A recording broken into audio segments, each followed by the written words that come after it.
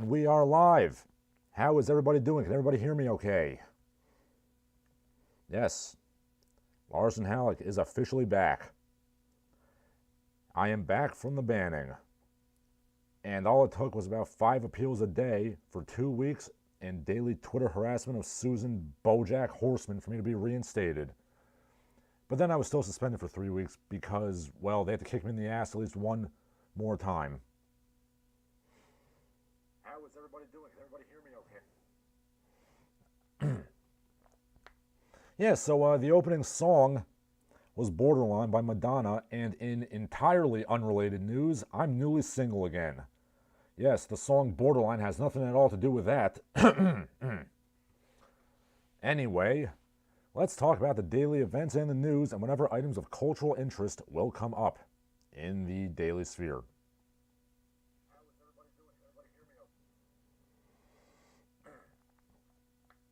Yeah, so the opening song.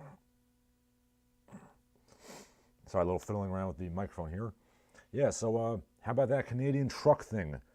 Justin Trudeau wanted to make a federal law that all long-haul truckers had to get the COOF vaccine.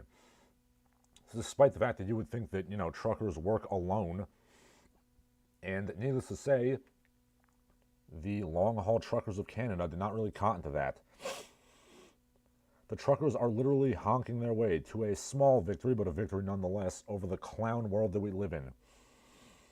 And man, do I find it funny that this is literally the workers of the world, and I specify world because there are solidarity truck convoys in Australia, the Netherlands, and I hear there's going to be one here in America too, even though as far as I'm aware we don't have federal mandates for vaccines for truckers.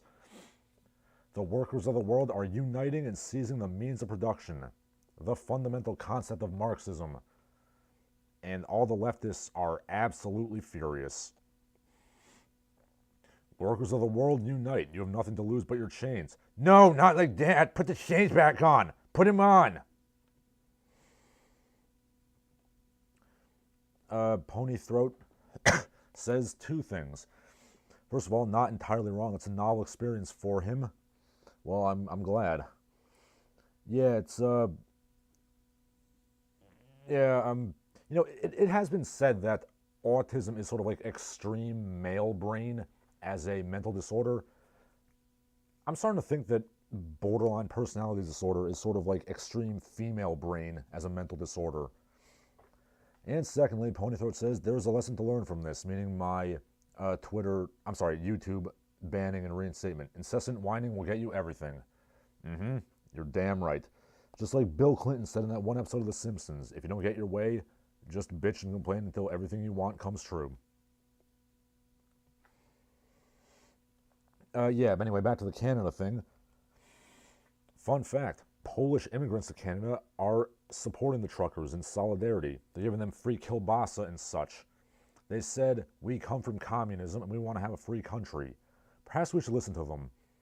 Also, shortly before I got on this live stream, I saw another tweet from a Chinese-Canadian woman who was tearfully remembering her experiences at Tiananmen Square in 1989. And she's comparing, a potential government crackdown on the truckers to that. Again, maybe we should listen to these people. Oh, and of course, the counter-protesters are putting up signs saying that the truck drivers are, what else, compensating for their small penises. I said you have a small penis. That's a good insult. I means I win because you have a small penis. All right, seriously, leftists, can we talk? Can you people come up with any other insults other than you have a small dick? I mean, it's always the same old thing with you people. Like, it's so tiresome and it's immature, too. Like, I know that nowadays your politics and your lives revolve entirely around your sexual gratification to the point where it becomes grotesquely unsexy. But seriously, for people who claim to be the only people that get comedy, you always seem to fall back on the same old hackneyed insults. And for the record, I don't want to hear any more hackneyed penis insults unless it involves Keith Hackney.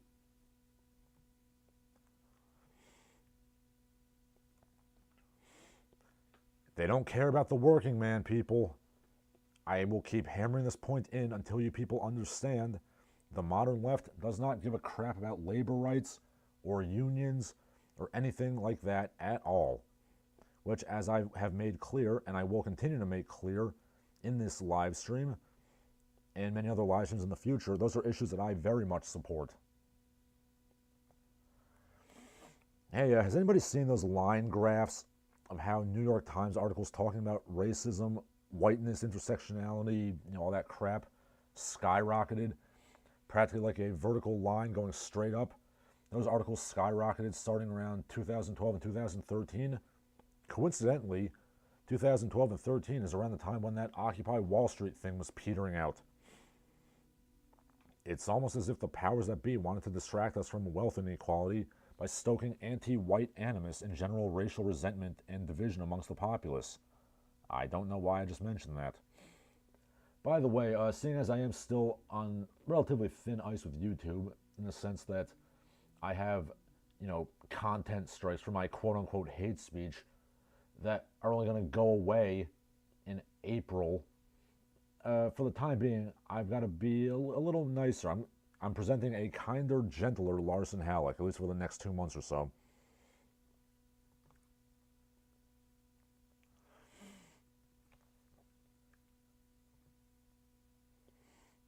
And, well, if I get banned again, you'll know what happened. Something that really annoys me on a personal level is when people disparage, working people like truck drivers, farmers, etc. Like, what a loser, you're working on your farms and your fields and driving the trucks, you suck. I mean, I don't know whether it's better or worse to either call them like stupid redneck hicks or to call them, petite bourgeois and like owner operators, like the people do nowadays. I mean, as a Terror House was saying on Twitter, there's a word that I'm sure they all want to use that kind of summarizes their negative feelings towards the quote-unquote owner-operators. That word is kulak, small like landowner in the pre-Soviet Russia. But for some reason, they don't use it. I wish they would. You all know I don't care for like wuss language, and that would make things much more honest.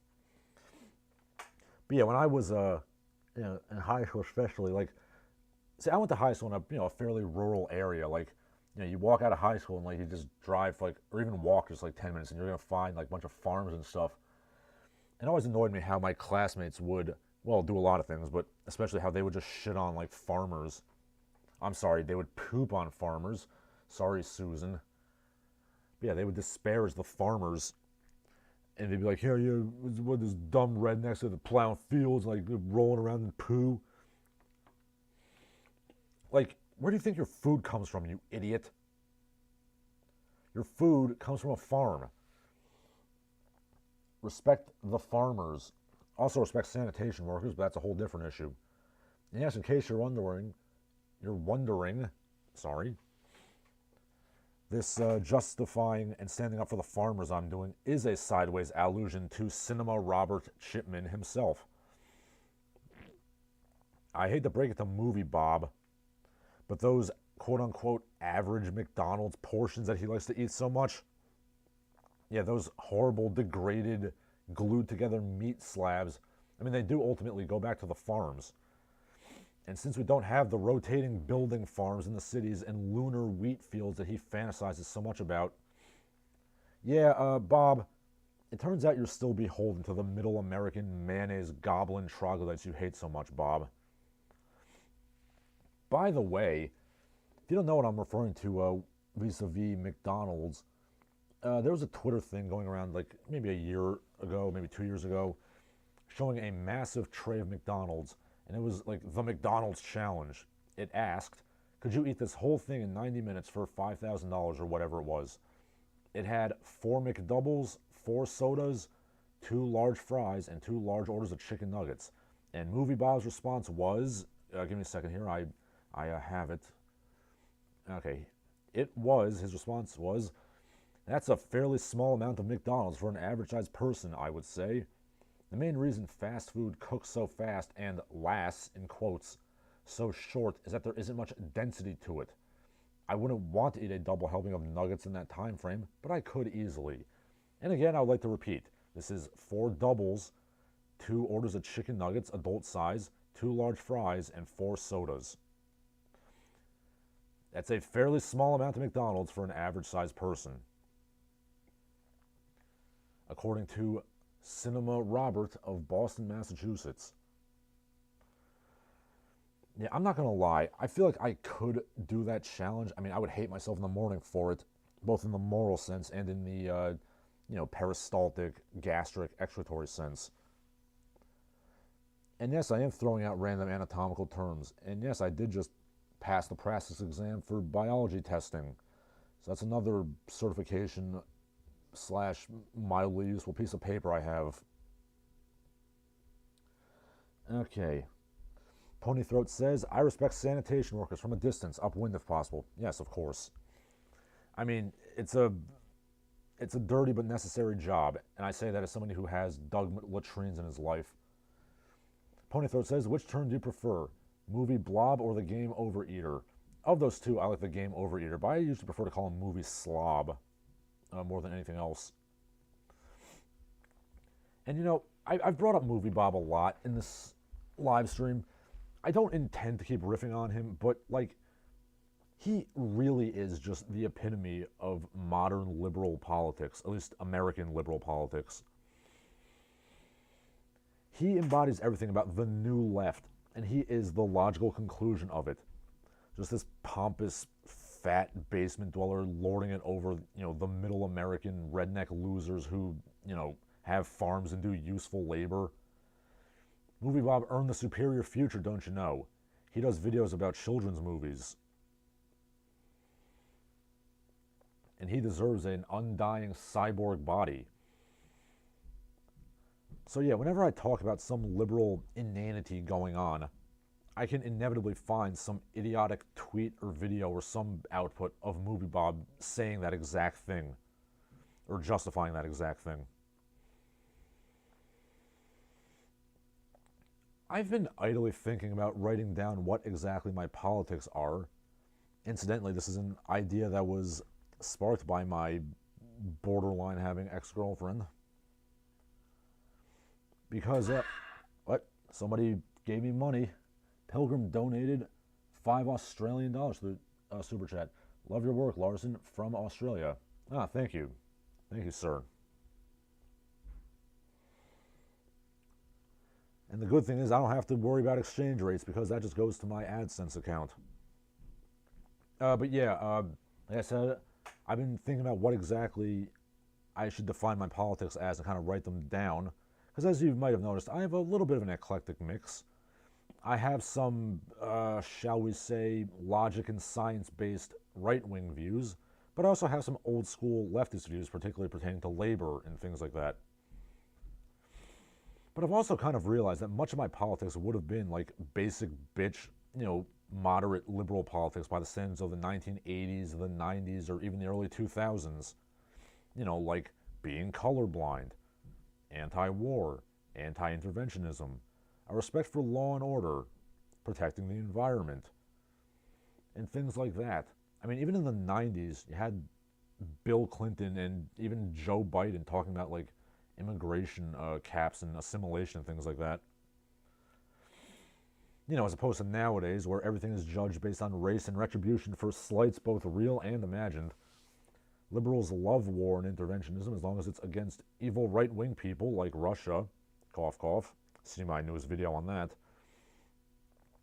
Liberals are totally cool with riots and crime and murder as long as it's for a good cause. And liberals are literally advocating for America to have more than 1 billion people, literally advocating for America's beautiful natural spaces to be paved over and filled with pestilential third world slums. Also, speaking of like, this is kind of a weird coalescence of all of this that I'm talking about right now. You know, talking about like America's beautiful natural spaces and, you know, basic bitch like 90s ideas.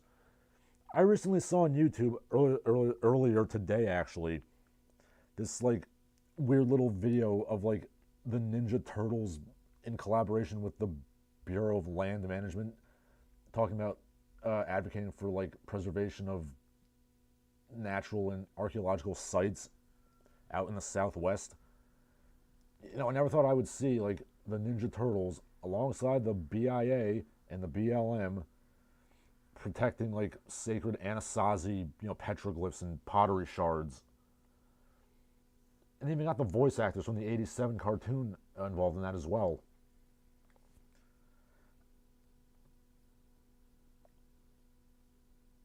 It's, yeah, like, let me, if you want to watch that inanity, it's Teenage Mutant Ninja Turtles, The Mystery of the Cliffs. it's like they got the voice actors from the show, but then they got like the god awful like coming out of their shells like dance costumes, and they also got the music from the movies, like Shredder's Suite and things like that. Yeah, just my God, like I mean, I was a kid, like a little kid in the '90s, so I guess I'm kind of at fault here. But Jesus, the Ninja Turtles were in everything, even places they didn't need to be. But I digress. Yes, Ponythroat, it was about the preservation of caves and the paintings and petroglyphs within. It was, I mean, I guess it's for a good cause. I mean, I've done some archaeological digs myself, so you know, I'm all for preservation of things like that. But why would the Ninja Turtles be involved in this? And weren't they busy enough, like, working with George H.W. Bush to tell kids not to do drugs?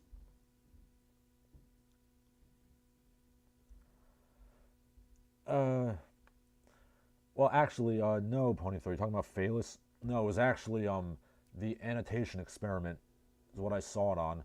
I think they did mention Phalus briefly. Yeah, I never really found Phalus funny at all, to be honest.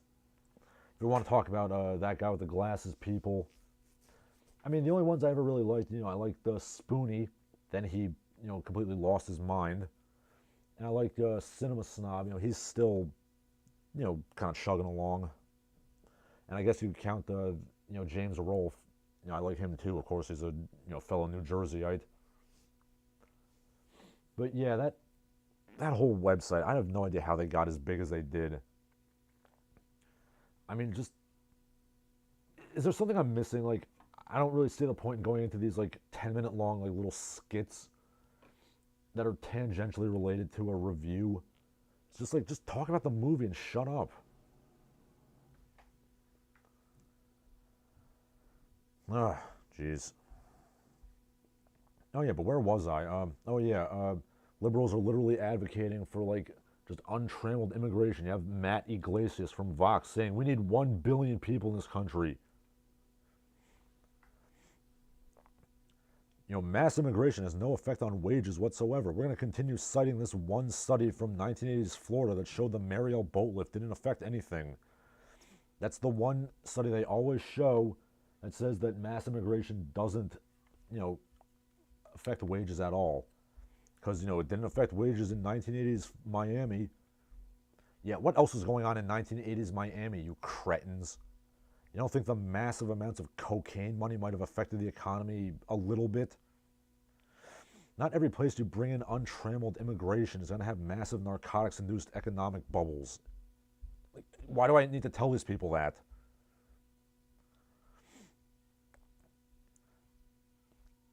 Does anybody remember when one of the great liberal triumphs of the 60s was ending the Bracero farm worker program, which allowed Cesar Chavez to form the UFW union and make a wages increase? Cesar Chavez was very much against illegal immigration for very obvious reasons, or reasons that I would think would be obvious. Illegals are, by definition, scab laborers, but apparently we just forgot about that. Then again, when was the last time you heard anybody talking about the UFW? Okay, Ponythroat asks, what about Linkara? Strikes me as a bit rapey. Linkara, no, I don't see him as being rapey. I mean, I see him as, well, being a rapee. Like, you know, he likes he likes to receive rather than give. Not that there's anything wrong with that, of course. You know, gay sex is wonderful and beautiful and strong and brave, of course. But yeah, if you watch Mr. Medicare's, you know, that guy with the glasses videos, he has this whole thing where Linkara talks about, or I should say he has like these posts on sort of erotic fiction forums where he himself is kind of getting like bent over a table and plowed. But, you know, there's nothing wrong with that.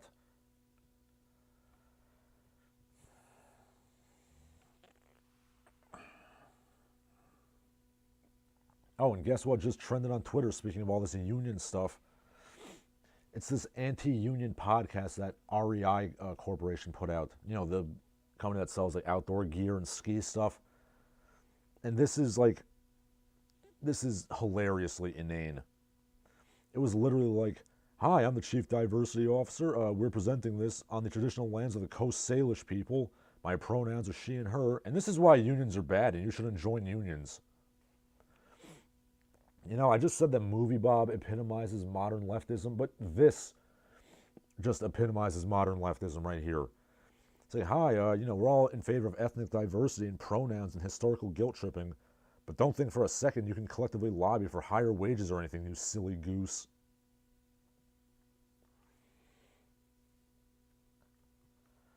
Okay, Ponythroat again says, Linkara wrote comics in the past and they have a struggle snuggle reference on like every page.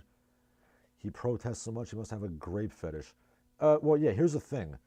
I don't think Linkara is imagining himself as the grapist. I think he likes perceiving himself as the grapey.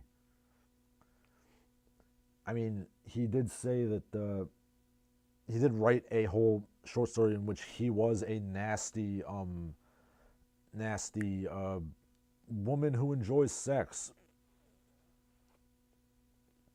Certain slang terms that mean a woman that enjoys sex, and another slang term that means both a rooster and a man's genitals.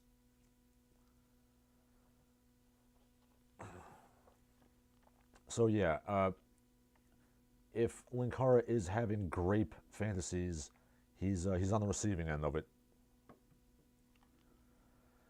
But yeah, that REI podcast, I mean, it's like, this is like woke corporatism in a nutshell, woke capital in a nutshell. Like, boy, I'm really glad to know that when the Pinkerton strikebreakers are stomping me into the ground and beating me into a coma, they're acknowledging the injustices done to the Native Americans and using my preferred pronouns. That's what's really important here. More specifically, the guy is saying, like, the fact that you want to make a union means that we've failed in some way. I sure hope we can talk this out and compromise in a way that won't make you form a union. I would like to remind everybody that coal miners and other labor unions literally had gun battles against the police, strikebreakers, and even the army to fight for their rights in the 20s and 30s. And for some inexplicable reason, we're not taught about this in school. President Grandpa's like, "Oh, if you want to fight the government, you got to get some nukes and stuff." I beg to differ, Grumpy Joe. But man, like, the 90s really were the last decade of sanity in American culture. And yes, to reiterate, they were just a pale shadow of the 80s. But even a pale shadow of the 80s is still light years better than the hellscape we live in nowadays. In case you're wondering, yes, my parents were both union workers, and they got health care and stuff through their jobs. That's probably why socialized medicine didn't catch on in America before the 80s, because there was so much more unionization. The majority of people had health care through their employers. Pardon me for a second, I'm going to get some water.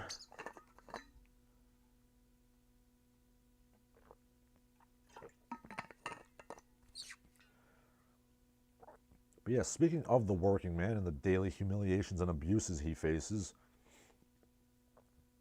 has anybody seen that Wagie's posting their L's Twitter account?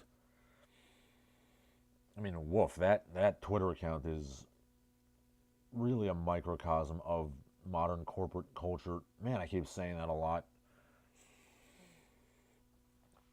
Yeah, is there a term for the emotion where you want to laugh, but you also want to stick a knife in your throat, and both of those feelings are coming from the same source, and that's how ludicrously inane this whole thing is? Because that's what I feel when I look at that Twitter account. Is there a word for that? Maybe German has a word for that. Like, the feeling of wanting to both laugh and kill yourself. Okay, Ponythroat is still on Linkara. What about the corpses, the feet, the gay dead Muppet orgies, and the green M&M? A man of taste. Well, I mean, being attracted to the green M&M is just common sense. I mean, what? Yeah, Linkara, I mean, he's a buffoon, but he's really like one of the least bad people from that guy with the glasses. Because, like, at least, he doesn't like rip off his fans or treat his fans like garbage, or like Spoonie, or he doesn't do things with his fans like Jew Wario. Yeah, he's probably one of the least bad people on that website, and that's saying a lot. I mean, he just has weird sexual fetishes and he grubs for money. But then again, I mean, I kind of grub for money myself.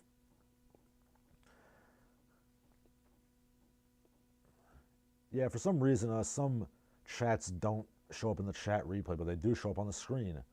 And I saw Ponythroat saying you need F-15s and nukes to defeat the government. Obviously, the government can never be defeated by, peasants with sticks and, rusty old rifles. Yeah, that's totally true. That is totally true. Yeah, if somebody can tell me if there's a word for wanting to both laugh and kill yourself at the same time for the same reason, yeah, please tell me. I've let you people know that I've worked some crap jobs in my lifetime, the crappiest being the Amazon warehouse, but somehow I managed to avoid having my soul crushed.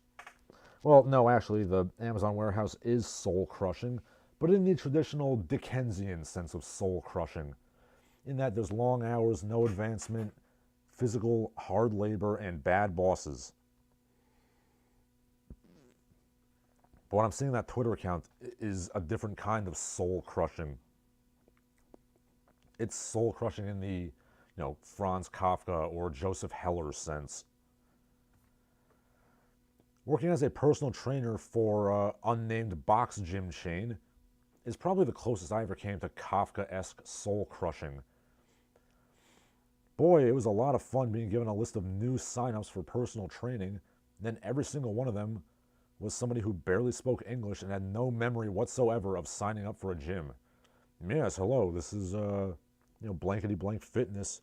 Business? Fitness. The gym, exercise, hello? And yeah, I never had a single paying client. Woohoo! At least them not knowing where I was from gave me free rein to hurl profanities at them. Silver linings for terrible jobs, eh? Yeah, anyway, back to the Twitter account of wagies posting their L's. I mean, I guess I'm out of the loop, but I had no idea that Walmart started off the workday with honest-to-God pep rallies, like, we are Walmart. And these potato-shaped middle managers, like they're getting into it. Yeah, I can't really describe these Walmart managers as having the physiques of Applebee's managers, now can I?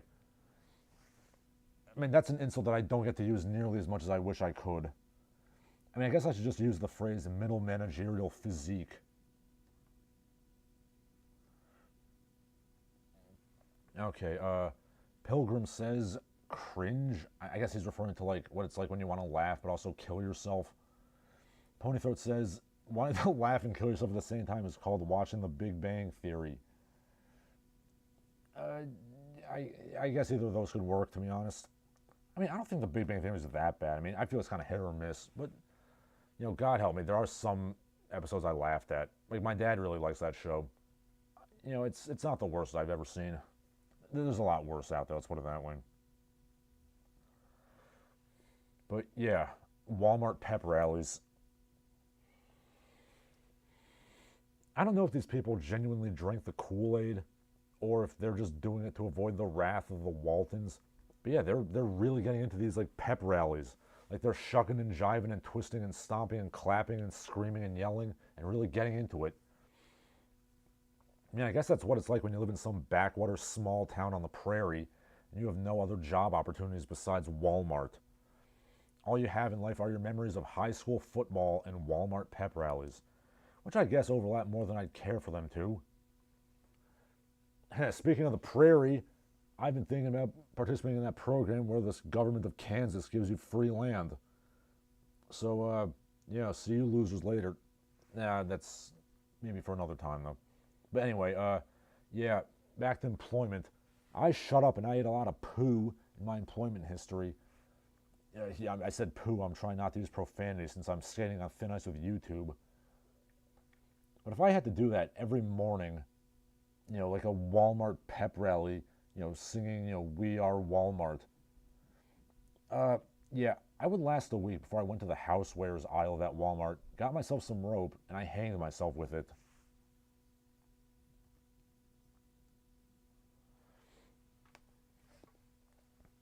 Okay, Ponythroat says the Big Bang Theory without a laugh track is like a Skyrim conversation. Uh, I don't really remember that many of the conversations in Skyrim. I just ran around. I remember getting my ass kicked by giants a lot in Skyrim. Incidentally, speaking of the Elder Scrolls, well, two things. One, Morrowind is still the best, and two, I've recently started playing, Daggerfall with the Unity engine, and I hear Daggerfall is like super expansive. So, if I had the time, I guess I could play more. But yeah, Daggerfall is pretty good so far. Okay, Ponythroat says poo is too offensive. Use the term butt mud. I prefer fertilizer, actually. Oh yeah, but there's also this thing going on, speaking of Walmart, with like Marty the robot, which yeah, I have a meme in my meme reel that is of Marty the robot. I'm sure you probably noticed. Yeah, it's just like that meme says. It's this robot thing that costs $35,000, and what it does is it rolls around inside the Walmart or the supermarket, whatever. It detects trash, and when it detects the trash, what does the super advanced robot do? It sets off an alarm so that some wagie can clean it up.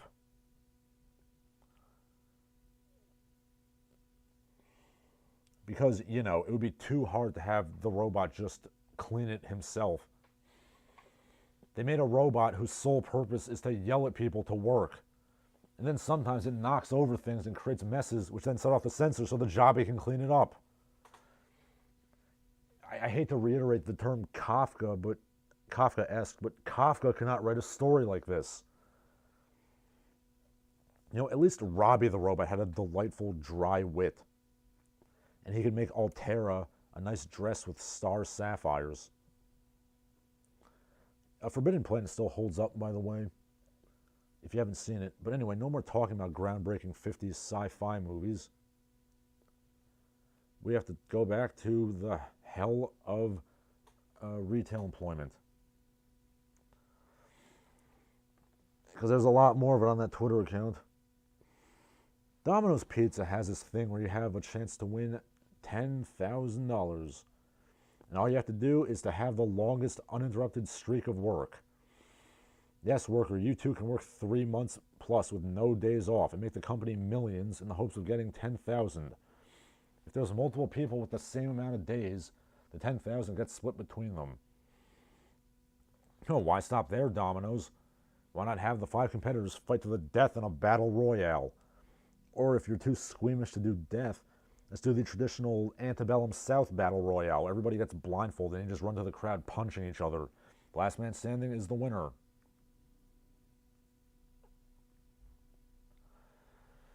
Oh, and let's not forget how many businesses are adopting new toilets that slant down 15% just so you can't get comfortable and take a nice leisurely poo.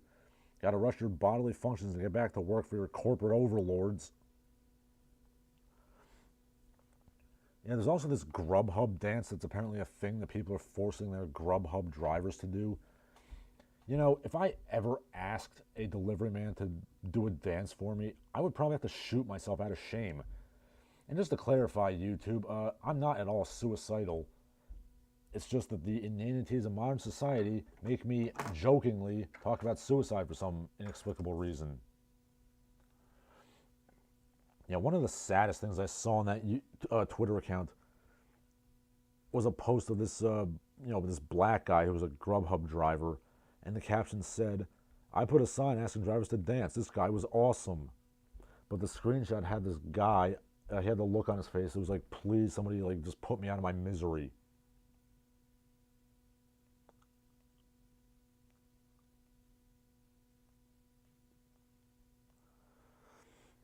Uh, you know, A black man being forced to dance for his keep. That seems strangely familiar.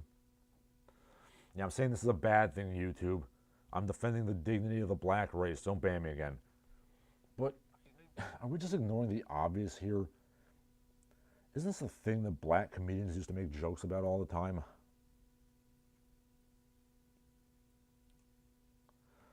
Okay. Ponythroat says, does anybody else feel like your ideal retirement plan is to go to a Las Vegas hotel with a suspiciously heavy bag to overlook the country music festival? Are you referring to my retirement plan or just like your as a sort of general statement, Ponythroat? Because I have no desire to do things to a country music festival that will never be reported on again in the media. I mean, what?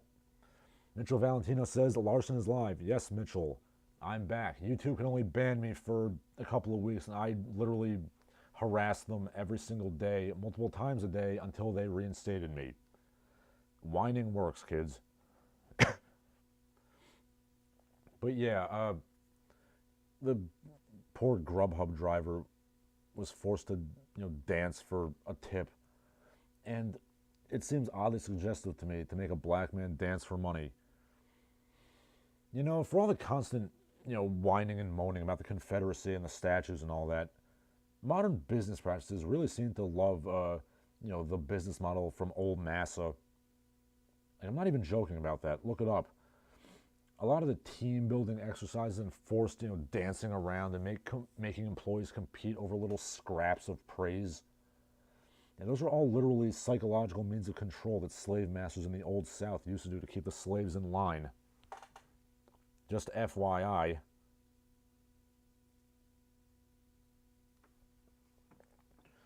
All right, people, you all know my politics. I'm conservative on many things, but my views on labor are still pretty left, or at least what was once considered the left.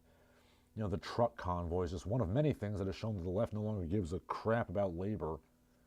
Regardless of your views, can we all at least agree that blatantly humiliating and dehumanizing the working staff makes for bad productivity, if nothing else? I don't understand how anybody could subject their employees to this. A long-term goal of mine is to open up my own gym, or perhaps even a chain of gyms. And to be honest, if I ever demanded crap like this of my employees, I would almost demand that my employees punch me in the face in retribution. But then again, that might be because I have been a wage slave in my life.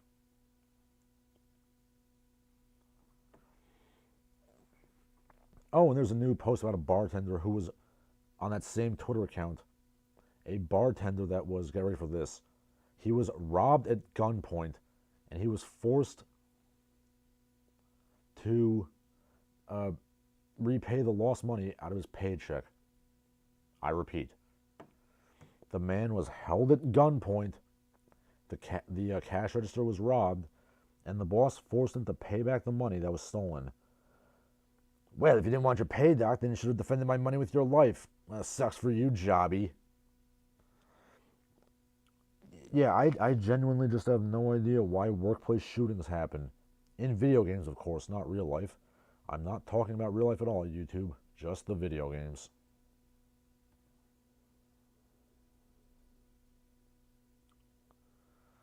Okay, Ponythroat says Grubhub now 50% more buck breaking.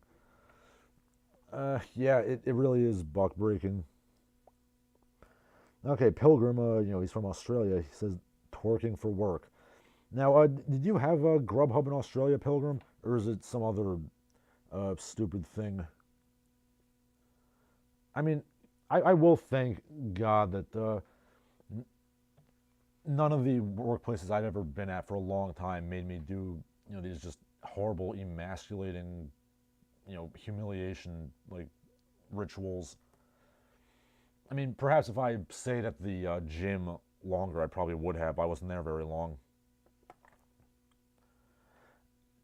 I mean, the worst I ever had was, like, at the museum I used to work at. We had to sing, like, happy birthday and stuff, and, sometimes the kids would have, like, birthday parties. But, I mean, that's really not that bad. Yeah, like, thankfully, I've never been made to twerk for work, so to speak. I have to start using that expression, Pilgrim. Thank you.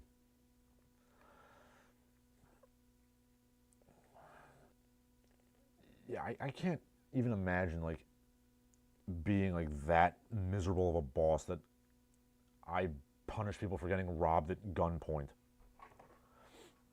Yeah, so people, especially the young people listening, here's 2 words of advice for you. One is tip well and don't throw your crap on the floor. Somebody has to clean that up, and yes, I mean crap literally or figuratively. Because this is like 1.5, this is an addendum.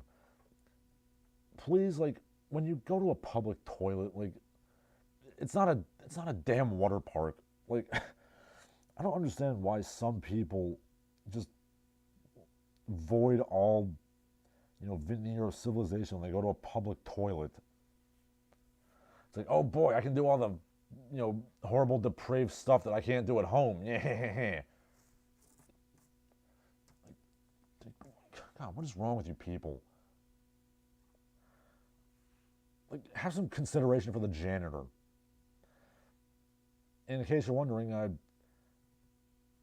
I've never officially been a janitor, but I have worked at a small gym that didn't have janitors, so de facto, I was a janitor.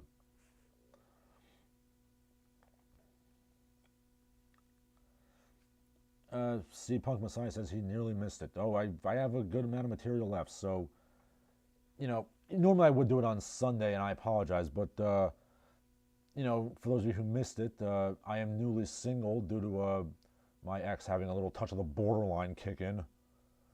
But yeah, tomorrow I'm, hitting the field again. I'm going out with another young lady, so yeah, so that's why I'm doing it on Saturday instead of Sunday. Deal with it. Okay, C Punk Messiah says it's hard to fathom how some people have no idea how to use a public toilet. Yeah, I know. I don't understand it. Like,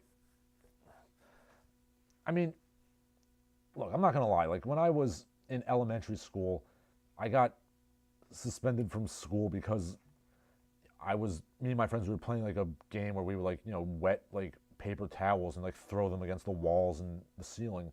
But even then, it was like we weren't like using the toilet paper on our asses and then throwing it. It was just water and paper. I mean, even like childish vandalism still wasn't nearly as bad as like what they're doing, as what some people do. I don't get like these people, like, how do you get to be an adult and not know how to use the potty? I just, frick. I almost said a profanity, but I didn't, YouTube.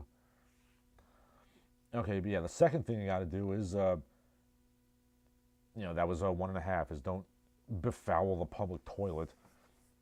Yeah, the second thing is get some kind of skill or trade that you can at least parlay into a fallback gig. Like me, I teach my music lessons, and I also do occasional handyman gigs in addition to teaching at the school. Like, is it great money? I mean, not in and of itself, but the music and assorted odd jobs combined. Okay, I got some money. Mitchell says, good luck tomorrow with the new broad. Yes, thank you, good sir. Yeah, but yeah, like, get some kind of side gig, people. Because, like, the music and assorted odd jobs I do combined, they make me about $2,000 extra a month, and that's in addition to my, main income as, teaching at the school. So I make more than enough for myself. I have money to invest, and I never have to dance around like a moron. So I have some amount of screw you money, as the kids like to say nowadays. Yeah, that was a very generous donation, Mitchell. Thank you. I really appreciate it. Okay, let's go to India. We're going to do some foreign news now. There's a law being attempted to be pushed through the Indian Parliament, Congress. I don't know what the structure of the Indian government is. Well, yeah, anyway, there's a law being attempted to push through that would ban marital rape. The idea that a husband can just do his wife without her consent. Men's rights activists in India, presumably taking a break from harassing blonde women on Facebook, they're against this because that would open up floodgates of false rape accusations, and it's being stymied in court. What the hell, India? Okay, wait, I can't really judge India because the incels in America would love this sort of thing. I mean, they're the ones advocating for government-mandated girlfriends and stupid things like that. But yeah, I'm in favor of this law passing. I don't condone marital rape. I mean, at the very least, like, how is that enjoyable for the men? Like, why would you not want your woman to be into it? Like, are you turned on by dead-eyed, apathetic women laying there miserably and not enjoying it? I mean, I'm not.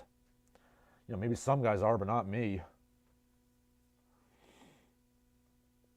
You see, when I criticize the feminists, I criticize Western feminists doing their little slut walks and reading about shaved armpits and, like, superhero costumes or whatever. You know, this is the stuff that's actually going on in the world around us, and this is the stuff they ought to be dealing with. There are 30 countries in the world where it is still explicitly legal for men to rape their wives. Like, I'm not a feminist, but can we agree this is wrong? I mean, why aren't the feminists fighting this? Maybe because it's much easier to whine about superhero costumes and, like, the butts of female video game characters and, you know, the male gaze, rather than fighting actual examples of oppressive patriarchy. That's gaze, G-A-Z-E. I'm not a homophobe, YouTube. Yes, C. Punk Messiah says, avoid swear, gain good boy points. Hey, look, man, you may laugh, but I got 2, hate speech strikes from YouTube, so I am really on thin ice here, and, I don't want to get banned again. So I am playing it super nice. Like I said early on, this is a kinder, gentler Larsen Halleck. And, maybe if marital rape were not legal in India, maybe the relations between men and women would be more convivial. And maybe Indian men could stop begging women thousands of miles away for pictures of their bobs and vagines. Yes, I am not in favor of marital rape or anything like this. And now I'm addressing you, people with the alt-right, white Sharia bullcrap. I'm not in favor of that, and in case Susan Bojack Horseman is listening, I have never been in favor of that. A weak man smacks his wife around and forces her to stay in the kitchen. A strong man oozes big wiener energy and sets the delicate quim of womanhood aflutter, so the woman chooses to submit and get in the kitchen. Again, it's all about women's choice. Let's just lay it out here. The only people who want Sharia or Vedic laws around women, or, Christian domestic discipline, or whatever, they're all, to a man, weak, boring beta males who wouldn't be able to attract a woman without the iron hand of overt, thud and blunder patriarchy. Patriarchy is a neutral force that can be used for good and bad. Now, you see, me, I like to think of myself as a force of benevolent patriarchy. Women get around me and they just instantly feel this urge to start baking cookies and doing laundry. I don't have to hit or abuse or threaten or insult anybody. But again, that might be because I look good and I dress well and I carry myself with confidence. And I am a competent man who takes the lead and women know when to fall in line. Okay. Yeah, the whole male gaze thing, Mitchell, is like, it's pretty dumb. Like, how are men supposed to not view things in the male gaze? Like, are we supposed to transplant our eyes into another body? See, and I don't have anything wrong with like the female gaze. Like, if women want to like, focus in on like men's like, abs and like crotches and stuff, like I think that's great. Like, women, you do you. Like, I mean, don't shame men for having their gaze, and I wouldn't shame women for having their gaze. And, not to brag, but I have had women, like, compliment my buttocks on the street, so, I don't mind the female gaze. But, I mean, if somebody asks, I will, cry about how horrible it was that I was catcalled on the street. Can I be part of Me Too now? But, patriarchy should not be something you smack a woman around to enforce. I mean, you should be able to make a woman want to do it just for the sheer force of personality. I've said it before and I'll say it again. If the woman in your life doesn't feel the irresistible urge to cook for you, do laundry, and get in bed with you at least once a day, barring exceptions like, illness or crippling mental illness, yeah, you've failed as a man. Doesn't matter what race or color of woman you're with, white, black, Asian, Latino, whatever. I've never believed that some races of women, they're just castrating and emasculating. No, that's not true. Okay, if you're a real man, whatever color they are, they will be submissive and kittenish around you.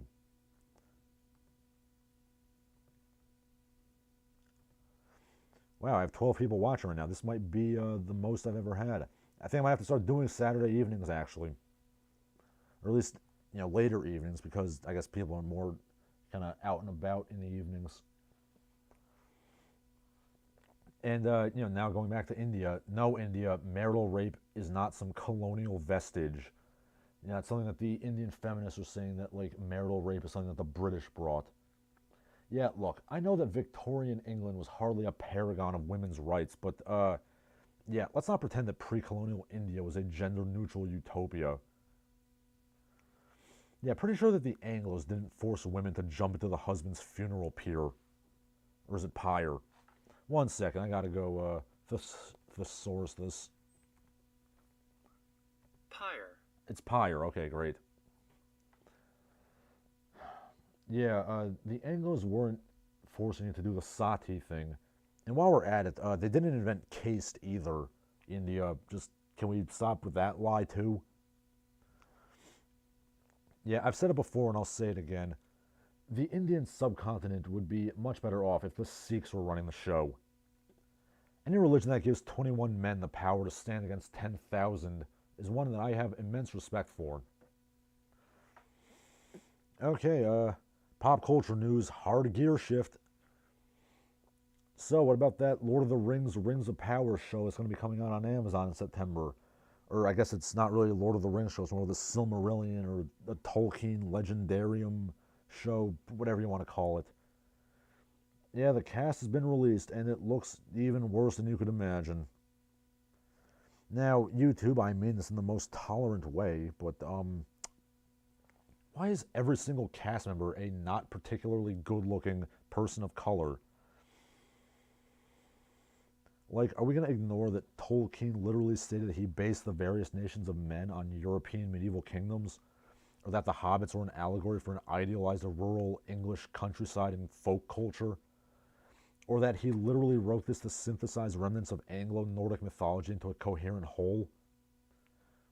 Yeah, as somebody who's of partially Germanic ancestry, stop appropriating my culture, Amazon.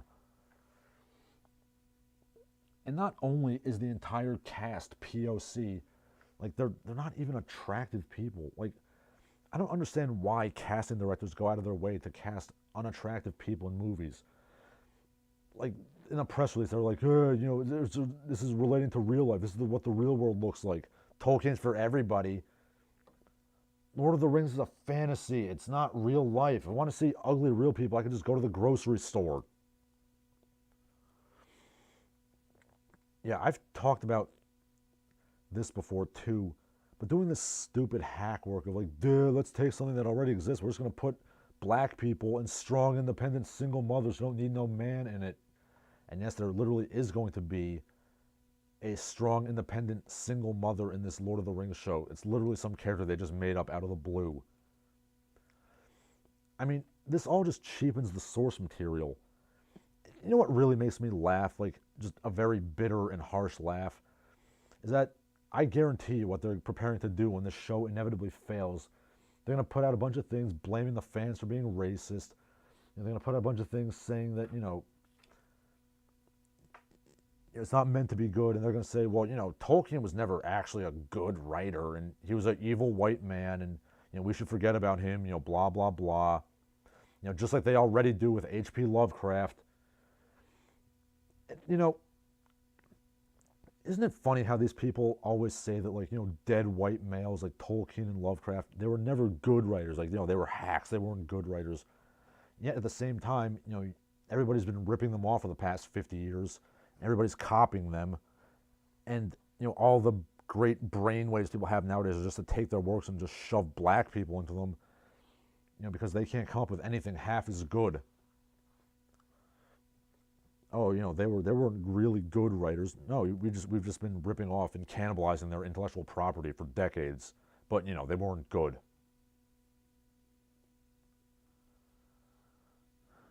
Okay. Ponythroat says the British also made it illegal to burn your wife alive. That needs to be addressed. Yes, they did ban sati and also, the thuggy cult and what have you. Okay, then there's some discussion about the Lord of the Rings show. Yeah, it is being butchered. See Punk Messiah. It looks atrocious. The animated films. I've never actually seen the Bakshi animated films.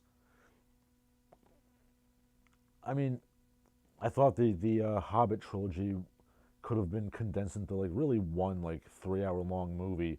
The Lord of the Rings trilogy is a masterpiece in my opinion. Ponythroat says that the female dwarf is not played by a male. They're not males, they're just bearded ladies. If you look at the picture, like the black female dwarf, she does have like big manly like sideburns, so I guess that's they're fulfilling the beard quota, I suppose. But yeah, like it's just Tolkien did not write the dwarves as being black. He literally said that he based the dwarves on like the Jewish diaspora. So if anything, shouldn't they be played by people from Israel? If anything. Yes, Ponythor also says he never expected to see a blaxploitation Lord of the Rings remake. I mean, yeah, this all cheapens the source material and it silences the voices of actual black creators and black stories. If you want to, promote black people in fantasy, I've said it before and I will keep hammering this drum. Why are we not making Charles Saunders' Imaro stories into a show? Like, I like Imaro. Like, it's basically like an ancient African version of Conan the Barbarian, essentially. But with a little more sort of Lovecraftian, eldritch horrors and things like that. Like, if you want to put black people into fantasy, why not make those into a show? They're great fantasy stories and they're set in a fantastical version of ancient Africa, so it's all black people. But no, we can't do that. We're just going to awkwardly shoehorn black people into stories they don't belong in. Like this Lord of the Rings show or that god-awful Lovecraft Country show. And, look, Lovecraft was a racist. Like, that's plainly obvious. But I want to put something out there. First of all, his stories are not thinly veiled, racial propaganda. It's not like, oh, the monsters look like, black people or whatever. No, the deep ones are not supposed to be black people. Shut up. And secondly, despite his racism, H.P. Lovecraft had more talent in one of his ingrown toenails than any of these woke sci-fi and fantasy writers. And I will defend H.P. Lovecraft, and I am a person of color, partially. And, I'm sorry, it's not a hateful thing to say that black people don't belong in Lord of the Rings or like H.P. Lovecraft. I mean, they don't. I mean, it's clearly a European story. And I would actually argue that Lovecraft stories are very much tied to like a sort of New England, Boston Brahmin puritanical culture. But yeah, I mean, like, white people wouldn't belong in an adaptation of Imaro. And that is an African story based on real African, paganism and mythology and history. But no, we're going to ignore that common sense. Because, this is how you increase black voices.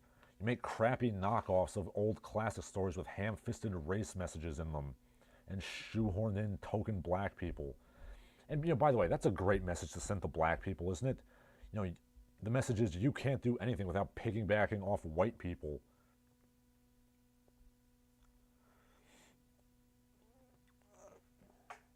Apparently I'm some sort of hateful bigot because I believe that black people are intelligent people with agency and they can create their own unique stories. No, see, the tolerant and woke thing to do is to take already existing white stories and just shove black randos into them. Because, those wacky Negroes, they can't really create their own story. Okay, let's see. Yeah, my enemy says that no race looks like a fish frog man with unblinking eyes. Yes, they're referring to the deep ones. And actually, I mean, if you read the story, like if anything, the deep ones are actually like more advanced than humans. Like they're smarter than people. They live longer than people. So, and the the Shadow over Innsmouth ends with the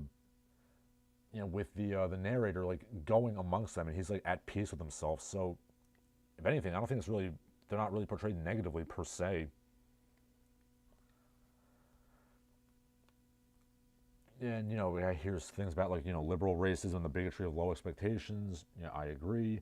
Ponythroat says he finds Lovecraft's writing to be a bit annoying and verbose. Well, I don't know. Like I really like it. Like I really do love like a well done like purple prose thing. And no, Ponythroat, I said Negro in a sarcastic manner. I was doing a character YouTube. I have nothing against black people. There's a black woman who is still trying to hook up with me after what we did this past summer, but never mind that.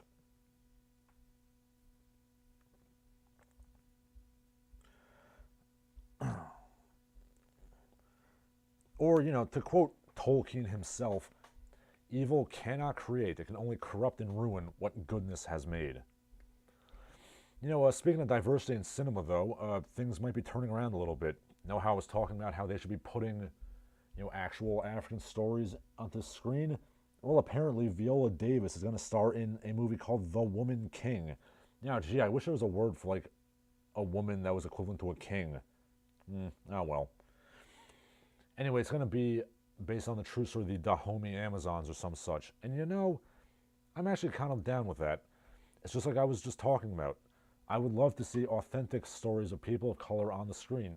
I mean, it's certainly a hell of a lot better than, derp, black, Anne Boleyn, hurdy-dur. But the question is, are they going to make this Dahomey Amazon movie historically accurate? Which is to say, are they going to depict how the kingdom of Dahomey had an economy that revolved largely around slave raiding and selling other tribes' people to the Euros? Are they going to discuss how there was an entire city-state made of refugees who fought against Dahomey? For that matter, are they going to discuss how the strong black Whammon warriors got BTFO'd by the French in hand-to-hand bayonet combat? Yeah, send women to hand-to-hand combat against men. That'll work out great. Even if they are mustachioed garlic eaters.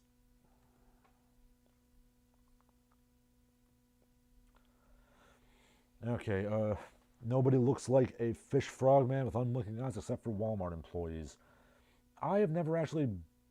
It's actually been about 4 years since I stepped foot in a Walmart, and I think I've made the right decision, to be honest.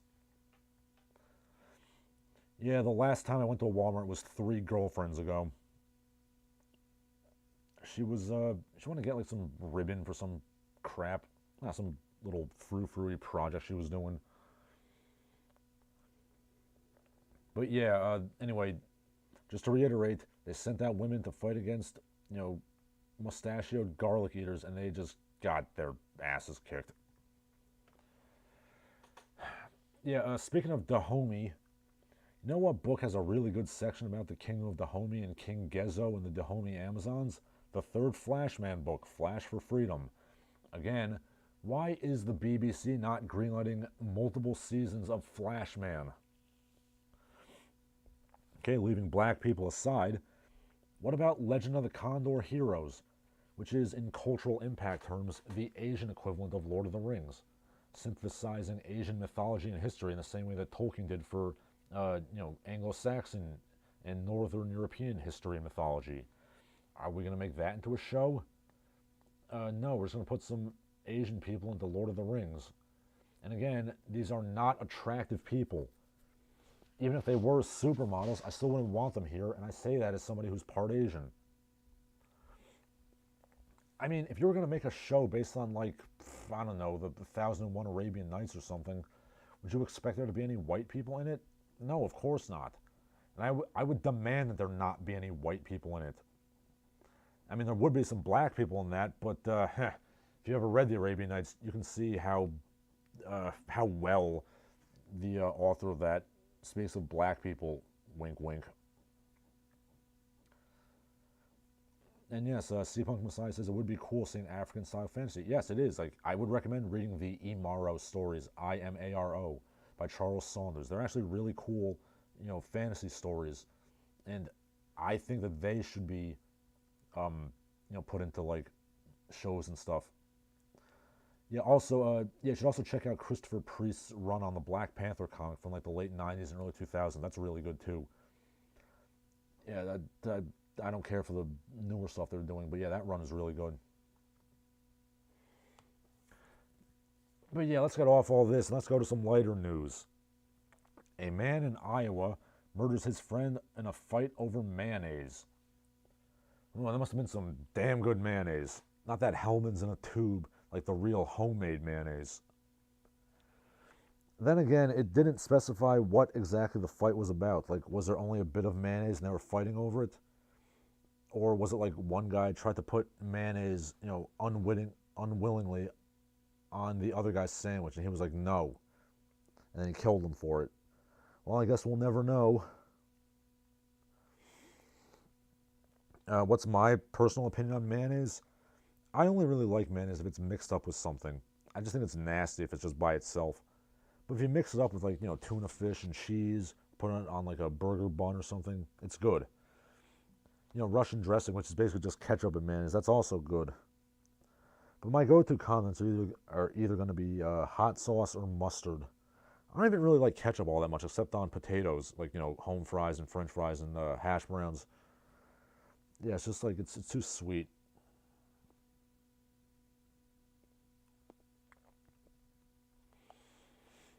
And speaking of food, pot roast was trending on Twitter for a while. Apparently some guy said he doesn't like pot roast, and everybody lost their minds collectively. Pot roast is like a sausage or pancakes, and it's one of those things that every culture has its own little version of. I, of course, will always be partial to a good old American pot roast. The guy said, oh, it's not 1957. I didn't get out of the Ford factory. There's no need for this. Yeah, I wish it was 1957. I mean, what? Just kidding, YouTube. We're in the best possible time period.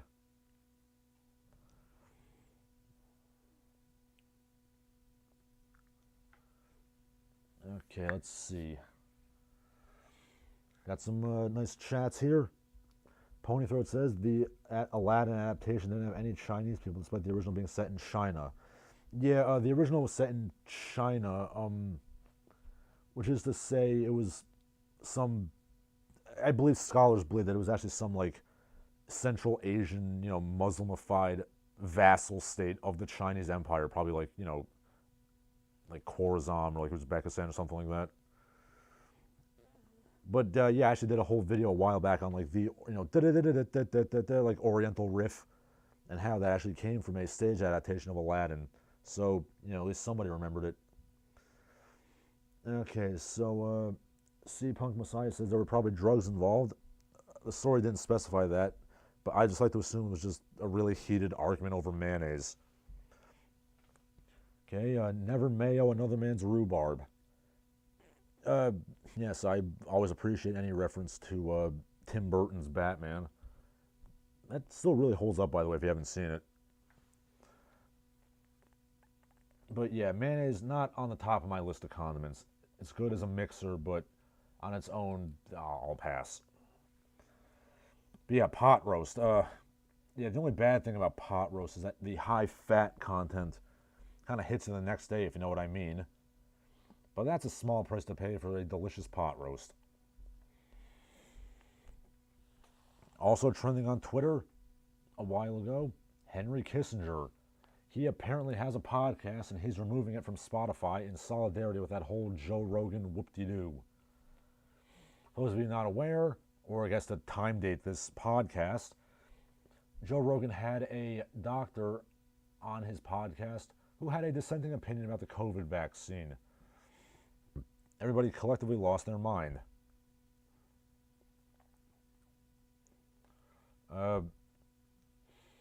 Joe Rogan is weathering the cancel mob slightly better than some others, but he's taking a bit of a shellacking. Yeah, Henry Kissinger is alongside Neil Young and some other people about pulling their work from Spotify. I will not voice my opinions on Mr. Kissinger because I fear the wrath of YouTube banning me for hate speech, and for some inexplicable reason there would be a steaming torrent of hatred involved, but I digress. All the boomers, I'm aware Kissinger is a greatest generation, not a boomer. Yeah, they really are hating Joe Rogan for some reason.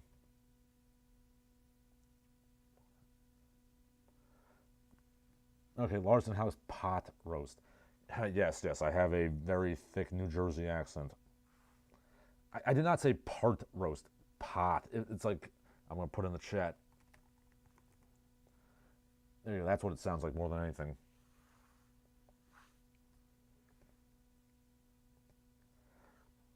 But with the Joe Rogan thing, the fact that the world of media and elite consensus has been brought to its knees by a 5'6" bald man who uses steroids and makes penis jokes, that is hilarious to me.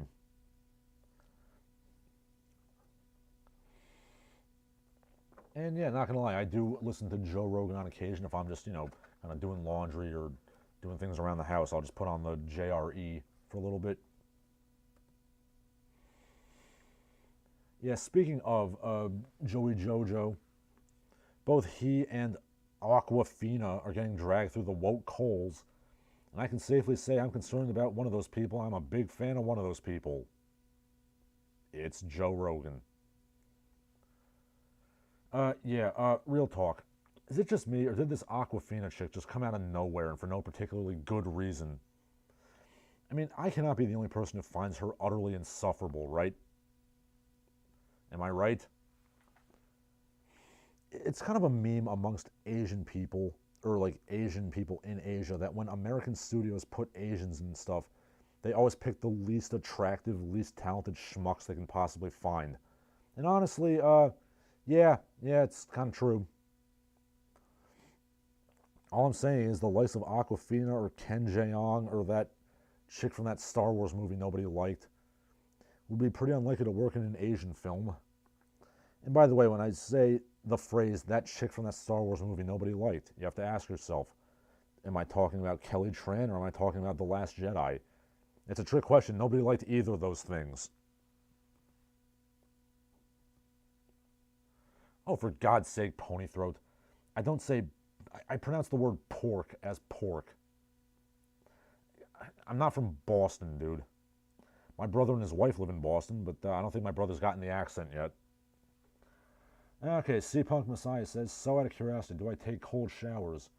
In the summertime, yeah, it's a little too cold for that. No, I'm not going to lie. Okay, Melvin Howard says he enjoys the videos. Thanks for your efforts. Well, thank you for listening, good sir. But yeah, speaking of Asia, the Twitter sphere was in a, I don't want to say tizzy, they were talking, let's say, about a report from 2013 titled The Strategic Consequences of Racism in China, Strategic Asymmetry for the USA, written by some Pentagon wonk. The article makes some very stringent points, shall we say. Namely, it posits that Chinese cultural and ethnic unity might be an advantage for China in the long run. It also states that the Chinese view the USA as a country that was once great and once strong and once worthy of respect, but has since fallen prey to the quote-unquote sickness of multiculturalism that is causing a steep and irreversible decline. Well, that's absurd. I mean, everybody knows that diversity is our greatest strength, and the most diverse countries are the ones that are always the strongest and most competent. I mean, America right now is greater than it's ever been. For unrelated reasons, I'm furiously winking right now. The people who live upstairs from me, they have a pet cat, and that must be triggering my allergies. Yeah, that must be it. Okay, Ponythroat says Rose from Star Wars, the Asian dumpling. Here's the thing about Kelly Tran. Like, I mean, she's a little pudgy, but like, she's not a bad-looking woman. Like when you see her, all dolled up, like on the red carpet and stuff. Like they literally made her uglier in the movie than she is in real life, and I don't know why. Okay, Maggie Q is a goddess, by the way. Uh, I vaguely know who that is.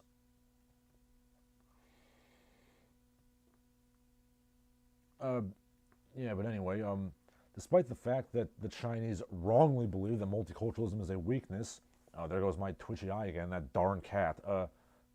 Sorry, the Chinese are learning to savvily play the racial guilt card against the USA, the report continues. The report concludes that America should try really hard to announce that we're not racist.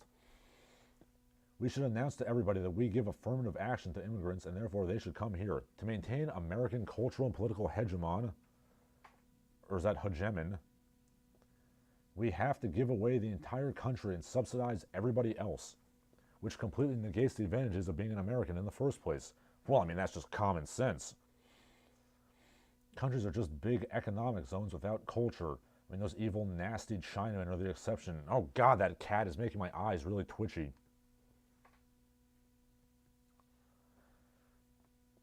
Yes, Mitchell, that's literally what I said, that Kelly Marie Tran was actually, pretty nice looking on the red carpet. But they literally made her look like dumpy and weird looking in the movie, and I don't know why. Like, why would you make your actresses look less attractive than they do in real life? I mean, it's not like she's not Charlize Theron playing Eileen Wuornos or anything.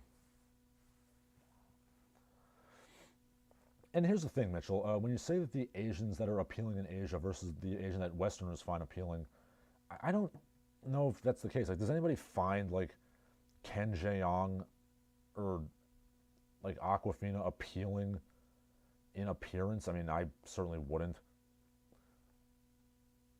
I mean, and I don't...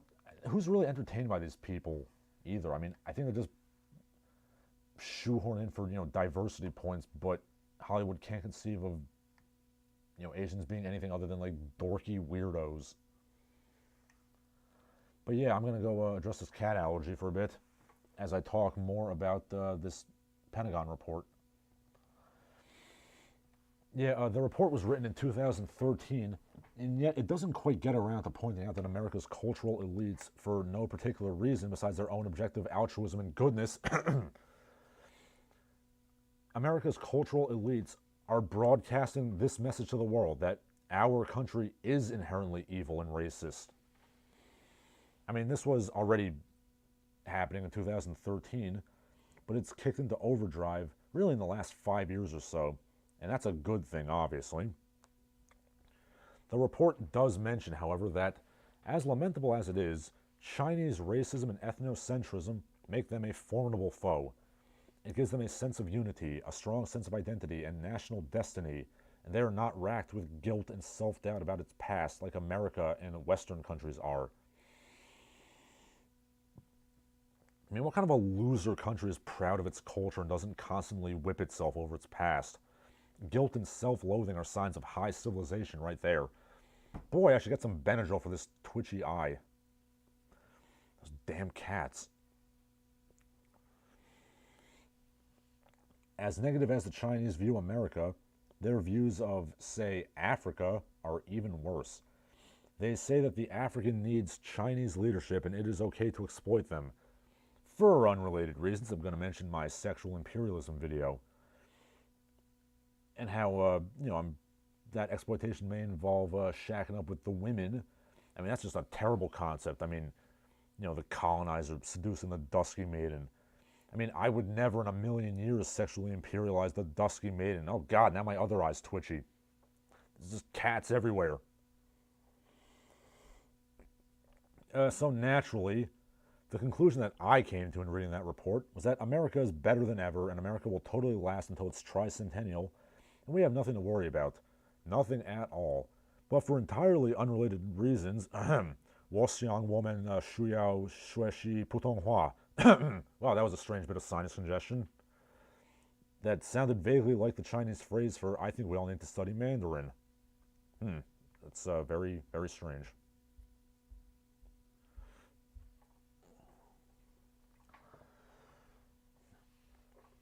Okay, C Punk Messiah says we need a new Sonny Chiba. He was a Chad who played Chads.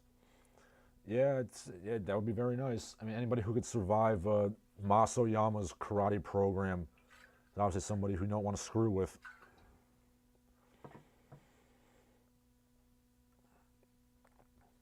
Okay, Jim Tuner says, don't worry, after the war with Russia and China next week, everything will be fixed.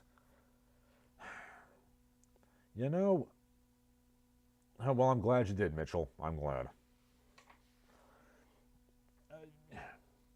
You know, part of me almost wants America to just suffer a devastating defeat in a war against a real country.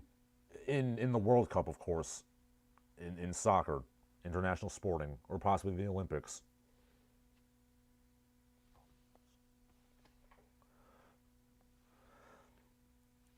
Okay, yeah, going back to entertainment news and stepping away from the wonderful world of politics, Fox, the article said Fox. I'm not sure why I wouldn't say Disney because Disney owns Fox now. I mean, or is Fox kind of operating separately? I don't know how that's working. But anyway, Fox acquires the rights to Gumby from, I don't know, the Clokey estate.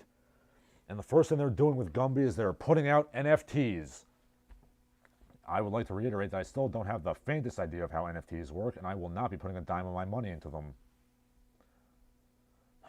Gumby NFTs. Not only that, they say they're going to reimagine Gumby.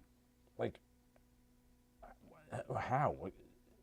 Are they going to be having, are he and Pokey going to be having sex? Like, how do you reimagine Gumby?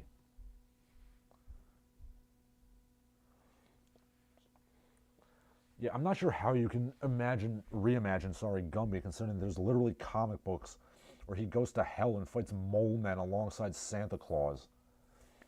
Gumby can literally do whatever he wants and go to any setting.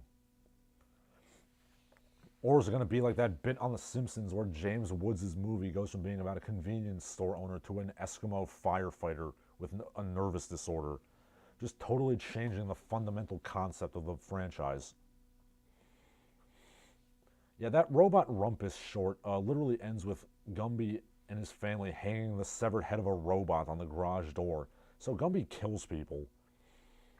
So you know what? Why not have him and Pokey having sex? Yeah, get doing the blockheads into that claybang too. Not Prickle. To hell with him.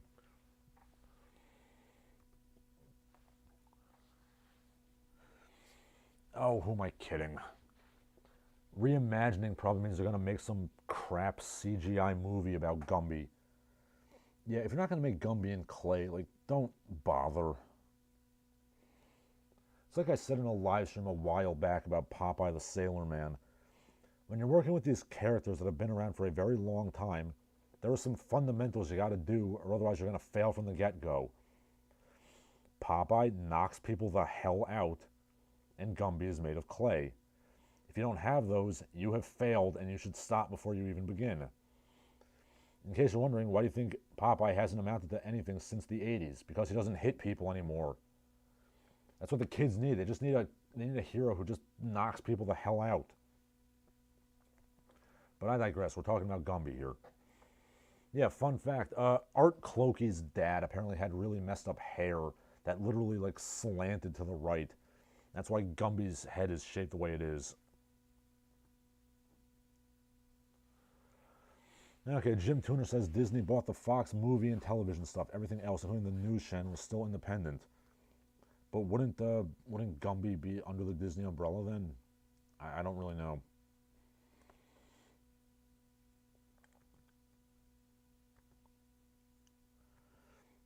Okay, C Punk Messiah says, man, Gumby Rule 34 was something I'm glad I've not seen often, but you have seen it on occasion.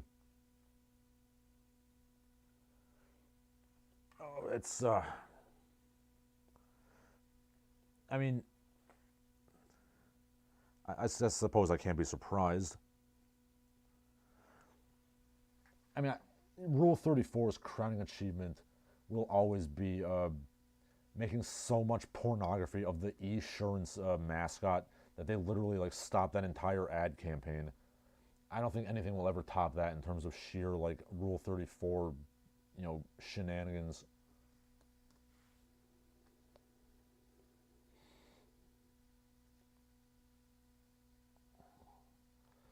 But you know what? Speaking of Gumby, if they make a movie out of the Eddie Murphy like Saturday Night Live Gumby, where he's just this cigar smoking like old Jewish like vaudeville performer, if they make that into a movie, I will take back everything I said about Fox's terrible Gumby reimagining.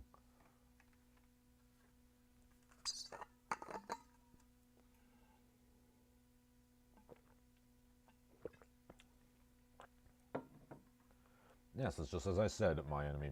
Eddie Murphy's Gumby is the only acceptable reboot.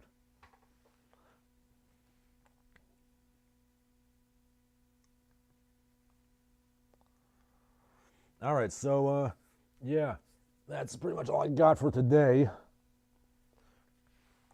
If anybody has anything else they want me to talk about, yeah, ask now because I'm pretty much done with my notes. And if nobody has anything else to say, I will be heading out. So I will, as usual, give you a few minutes to ask your last questions. And I will just sit here playing around on my phone until you do.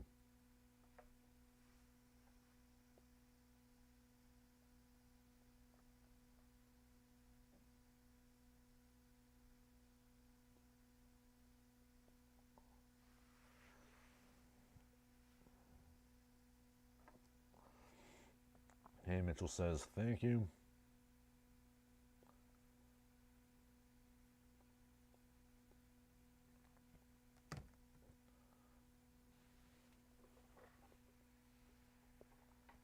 Well, thank you, Mitchell, for your very generous, Streamlab donation.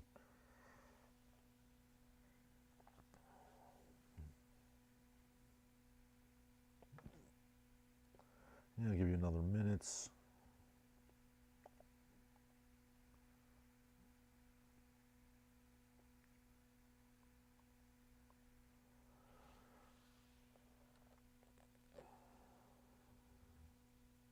Okay, okay, Ponythroat comes in with the last minute dive. No, I'm not done yet, people. Ponythroat says, opinion on the leftist push to add P and Z to the LGBT spectrum. Okay, I'm gonna assume you just meant spectrum there. Yeah, I'm sorry. I know they're trying really hard to push that, but I mean, I don't think they're ever gonna really I don't think they're ever gonna really succeed at pushing the P and the Z, because I mean, if nothing else, I mean the Z's are gonna claw and bite something off if they do. As for the P's, I think any sensible person will be against that. I mean, at the very least with the P, the old custom of blood feud will kind of kick in even if the law doesn't. Because I mean, we all saw what happened. There were a couple of cases where the P's were murdered by very justifiably angry parents. So yeah, I know they're pushing for it, but I don't think it's going to be successful. Yeah, okay, Bakersfield Self-Profession and Preservation says, do I plan on doing any more videos on martial arts frauds? Yes, I do actually. I mean, when I can get them, yeah, when I can find them, yeah, if you have suggestions, please get them to me. I have one that's kind of on the back burner. But, the problem with a lot of these topics that I do, and also a major reason why I started doing the live streams, is just because, I've kind of ran out of material for a lot of them.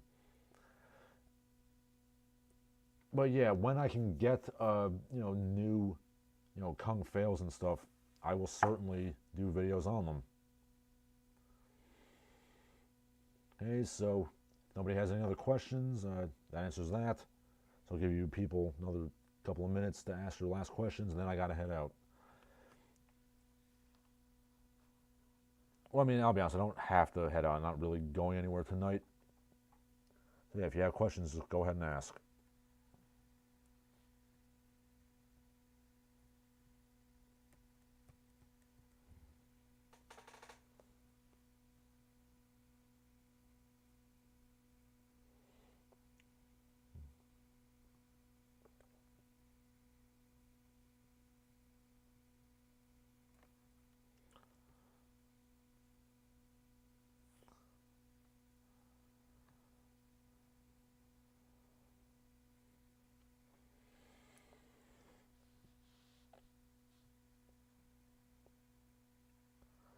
Okay, it doesn't look like anybody else has anything to ask. So, for Larsen Halleck, I'm Larsen Halleck. Thank you all for listening, and you all have a good night.